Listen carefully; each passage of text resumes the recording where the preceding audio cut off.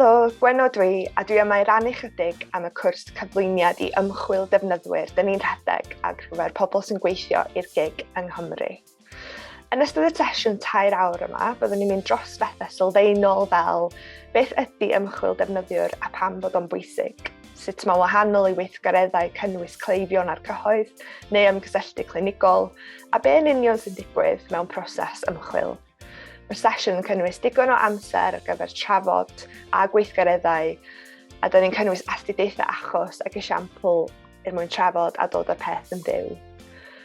Nad yw'n bosib meistroli sgiliau ymchwil defnyddiwr mewn 2 awr yn unig, byddwch chi'n gadael y sesiwn yma efo gwerthfawrogiad o sut all ymchwil defnyddiwr fod o fydd i wasanaethau'r gig yng Nghymru, a byddwch chi'n gallu gweithio'n fwy effeithiol gyda ymchwilwyr defnyddiwr yn y dyfodol.